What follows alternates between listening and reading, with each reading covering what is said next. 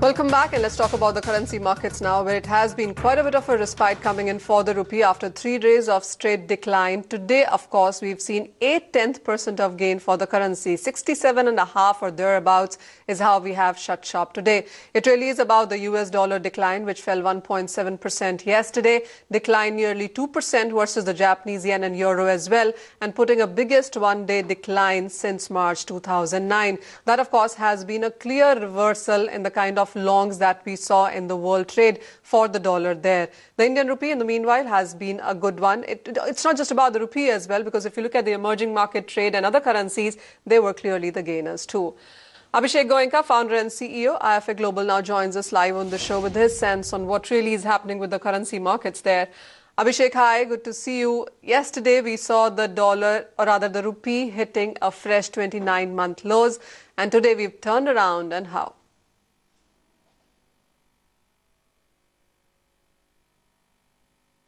I think the verdict was very clear yesterday night. If you saw, Manisha, the way the asset classes went up, the euro has broken long-term consolidation, went up all the way 200, 300 points. The pound went up, crude went up, all the equities went up. So I think it was a complete reversal on all the asset classes. And I think that's good news, because it's giving signals that the Chinese concerns which was there in the market, the US high concerns which was there in the market, has come down.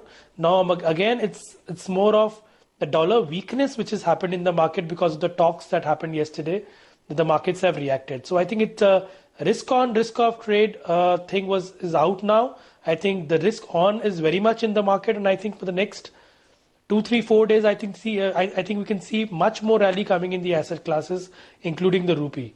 So we are expecting further appreciation in the rupee to come in the next 2, 3 days' time.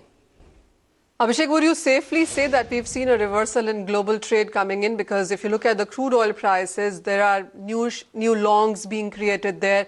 When you look at the US dollar, which has been a safe haven buying, it also has attracted so much investment. A lot of speculators, money managers, hedgers have talked about on how they are still dollar friendly and long dollar. We clearly have seen a reversal there.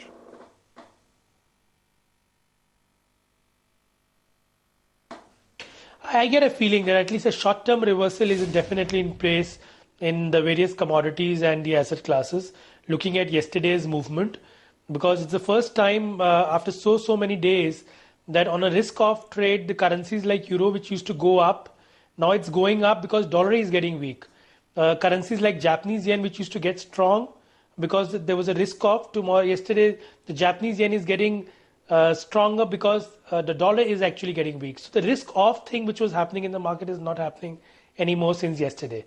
And please understand, there was a long selling which has happened in the market. So at least on the currencies, I can say that the US dollar is slightly weak, at least for the next few days. Of course, on the longer term horizon, if you see the interest rates phenomena is going to be there, they are going to hike 2, 3 rates. So on a longer term, possibly the US dollar will again start strengthening. But on a short term, at least 1 to 3 months, I think I can safely assume that the US dollar strength which was there has kind of reduced, at least for the short term, 1 to 3 months. You, of course, said that it clearly wasn't coming, the kind of jump up that we saw on the rupee. But would you say it's clearly because of the global cues? Because nothing in the Indian markets really seems to be telling you on where the rupee is headed on a particular day nowadays.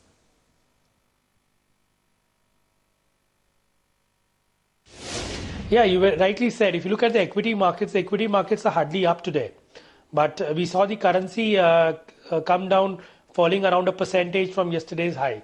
So it looks like, that 60, 68, 20, 25 levels, Manisha, if you've been watching last few days, every time it has been going around those levels, there has been selling happening. And this time, probably a triple top kind of formation, what we call technically, has happened. So I think 68, 20 is the top, at least for the short term, and possibly levels of 67 would be seen in the days to come. But going forward, going much ahead from there, because this quarter continues to be very volatile, going slightly more ahead, what's your sense? Do you see this pattern continue? Do you see a rupee recovery actually coming in? Because we really seem to be trading within that 1 rupee, 67.5 to 68.30 on the higher side, seems to be forming a very narrow range now.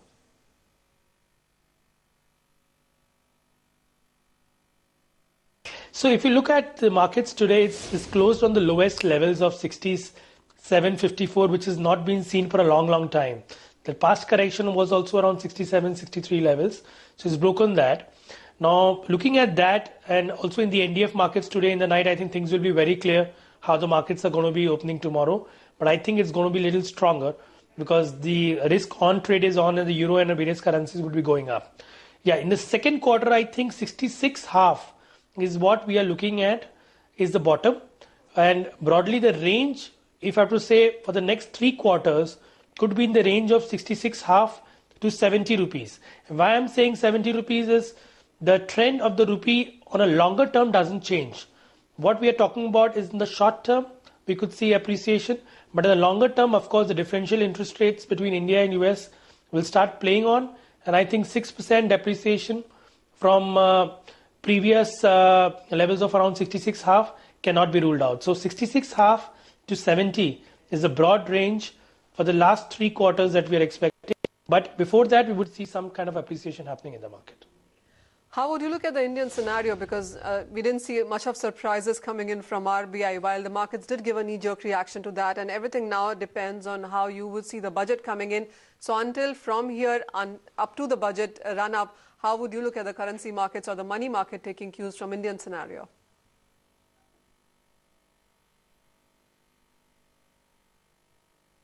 So I think before the budget, I don't think that we're going to see a huge move on the appreciation side.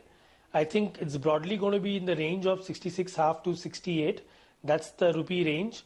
And on the money market side, possibly if things don't worsen outside, I think we would not see huge movement happening on the money market side either. So I think it will be a flat range in the 10-15 basis point on the money market side.